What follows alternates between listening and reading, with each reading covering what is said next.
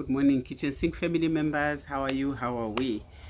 Today we are discussing, addictions.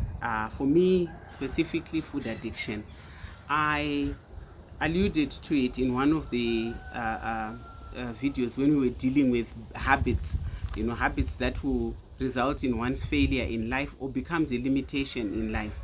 And this big problem that I had started from when I was little. I had a huge appetite for food, like abnormally huge appetite for food for my age even, because it didn't start as an adult. And as a result, I'm not sure if there was any hole in my life that I was trying to fill. I don't know. But what I know is I had a huge appetite for food. And how did I get there? Born in a family of 7 children, and child number 5. During meal times, I also eat very fast, very, very fast. I don't chew sufficiently. So I'll eat quick. I'm done with my plate, and then I'll wait for those that, leave, leftovers in their plates. I'll clean them up, on their behalf. And it became a habit. You laugh about it, you joke about it, and life goes on like that. Everybody says, this one, give her, she will eat, she will finish it for you. And that's how I was growing up. Very unhealthy relationship with food, so much overeating and overeating of wrong foodstuffs. But anyway, as I conceived for our second child, I went to the doctor. The doctor then told me after the bloods that my blood sugar was very high, my blood pressure was very high, and I had to actually be admitted so they could regulate the blood sugar and the blood pressure. But everything was weighing heavily on the pregnancy. And so for them to be able to manage me, I had to be seen by a physician, and then the physician also then referred me to a nutritionist.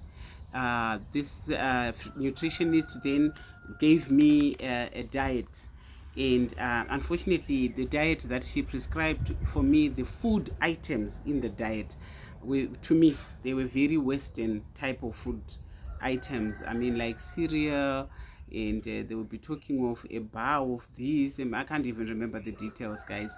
But all I know and remember is I was really struggling with that food, because that was not the type of food that I liked to eat. But I sort of took it as medicine. I would just eat it, so that I would achieve what the doctors wanted me to achieve. The physician put me on anti-diabetics and antihypertensive drugs, and that's how I managed the pregnancy. And then after the pregnancy, my blood pressure and my blood sugars did not regulate to normal levels. They remained very high. And so my physician then said, possibly you were latent diabetic, particularly. So let's keep you on this treatment, but they reduced the doses. And that's how I was diagnosed diabetic, and have been diabetic now for 27, going to 28 years. What I struggled with after the diagnosis was particularly the issue of the types of foods, because I suppose those are the foods they use when they are in training school, nutrition training school. They are westernized foods that have been measured. Our foods are not necessarily measured like that. So that was my biggest struggle, and I had to trust God to help me with that. And finally I landed, one of our big sisters in the society, her daughter started nutrition, and I said thank you. So I sat her down and I said, I shared my story, and I told her that my problem is, it's like diabetes is forcing me to eat foods that under normal circumstances I wouldn't eat those foods. How come you can't tell me what to eat from what I like to eat? And what do I like to eat, guys? I like to eat sadza, sweet potato. I've told you. I like to eat arrowroot. I like to eat boiled mealies. I like to eat, things like that. I don't mind. I like to eat fruit. I like to eat all those things. That's what I like to eat. So thank God this girl came about. She then worked with me to regulate at least from the foods that I like to eat, to then tell me how to monitor myself with the foods that I like to eat. That started my journey of recovery. Just knowing that, coming out from the legalistic dietary restrictions in terms of the type of food, to a place where I am relaxed, I am released, I can eat my sadza, but I must just eat a certain amount. I can eat mealies. If I'm eating mealies, then I can't have cereal the same day and have sadza the same day. So I was now working around with foods that I like to eat. That was my salvation. As long as they were telling me what to eat, which I don't like, I would find myself eating what they're asking me to eat, and then going also to eating what sometimes I prefer to eat. So that was my journey. Very unhealthy relationship with food, but I had started my journey of recovery. So just by managing the food type that I was eating and being given permission to eat what I like, but monitor the quantities, that sorted me out. However, one other aspect, that was huge for me over and above managing the food types that I was eating and managing quantities, was to, use the relationships around me to help me recover. So I had to own up. First and foremost, I had to actually, I would repeat it to myself that, Clarissa, you have an unhealthy relationship with food. Clarissa, you are struggling with food addiction. And I would say this to myself quietly. I didn't tell anyone. And then once I got to some place, I was then able to tell my family. Husband and my children were young then. But I told my husband, I told him, I have something to tell you. And I don't know what he thought when I said that. And then I said to him, I have a problem. I have a very unhealthy relationship with food. I'm a food addict, to put it simply. And he said, what? I said, yes.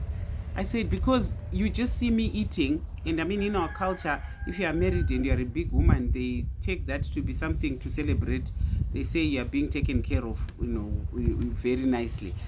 So I told him that, and he said, of course I know that you eat a lot, but I never thought you would say you're addicted to food. I said, I am addicted to food because it's a habit that now is in my subconscious. That's what habit is. Something that you do without you thinking, without you being aware, even if you are aware, but it's something that just happens naturally. That's how we say it, in this part of the world. Something that happens to me naturally. It's now residing in the subconscious mind, and you just do it without you necessarily stopping it. It's like a vehicle that loses its brake system, on a place where there's a steep descent, and you can't control the vehicle. It just rolls on. It's uncontrollable. Whatever brakes that should stop you from eating, they are not working properly. That was me. I could not stop eating. I would stop because I've cleaned up, the leftovers for that particular meal. And I never knew to chew, that if you just chew your food sufficiently. I have a number 41. I don't remember if the nutritionist told me to chew like 41 times, but there was a number that I was supposed to chew before I swallow the food. And that really helped me. And then also I had to have such a relationship with God after acknowledging that I have a food addiction. For the first time in my life, in 2006, is when one of the many times, but particularly to do with food, I heard an audible voice from God. It's a long story for another day. But in that part, because I was on a fast, we were fasting with my husband, and as I was fasting, I got to a place where they were cooking food, like street food. And the aroma, my goodness, I found myself just going there. And I heard God said, it's okay, you can go ahead and eat. But whatever it is that I wanted to bless you with, I'll have to take away some of the blessing for the food that you're eating now. My goodness, I ran away from there.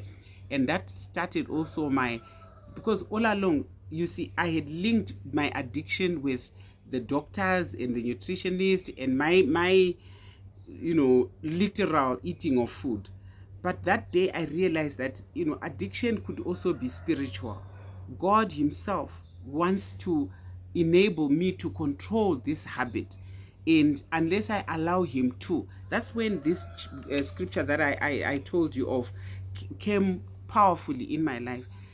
John chapter 4 verse 32 to 34. I summarized it by saying that I have food to eat which you do not know. My food is to do the will of him who sent me and to finish his work. So I had to realize that in my life I have a purpose. I am doing this today with you, and whatever else I do in ministry, after understanding this, that God has an assignment, has a mission, has a purpose for me. And some of these habits, they interfere with what God intends to accomplish through your life. That was very important, that, oh, Jesus, whatever he was sent to accomplish was so important to him that eating food was secondary. To do the will of God was of primary concern to him. Oh, that really helped me. And then, not just did he have an assignment from God, he himself was willing to fulfill, destiny, to fulfill whatever purpose God had sent him to achieve. Then I went on a mission to discover, God, why am I here? What is my purpose in my life? So that then I could say, okay, instead of eating food, let me fulfill this. And then the other thing about Jesus in these verses, he says, I want to finish the work. My aim is to finish. So whatever, if you know me, you know me. If you give me an assignment to do, particularly to do for God, I want to finish. I want to do it to the best of my ability. I want to do it with everyone around me, because I know that when I focus in doing those things, my awareness to eating food is redirected elsewhere. And then he says, I want to work while it is still day. I then understood also that, you know what, whatever it is God is clarified for me to do and to achieve in my life, it's for a time period. It's time bound. I'll not always be here. I'll not always have the opportunity to serve God.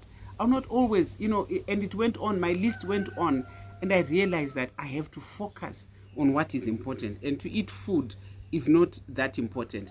The scripture that tells us about work while it is day, because night is coming, is found in John chapter 9 verse 4. There's another scripture that I'll put, if you are struggling with controlling, your eating behavior. So why is this important? I'm saying in life you can fail to achieve big goals, big agendas in your own life personally, just because you've allowed certain small habits to linger in your life. And yet when you begin to address those things, you will find progressively you are addressing other indisciplines that are happening in your life. And slowly but surely you become a disciplined person, you become goal-oriented, you become someone who wants to finish the work and to do it well. And before long you'll begin to hear people commend whatever it is that you are doing. So I just thought, we are in this space where we are talking about these habits. Let me throw in and give you, clarity with my habit.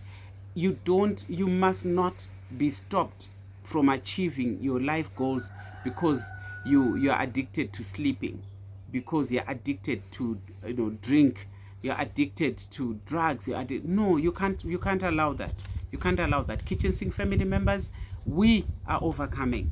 Let's go. See you in the next video.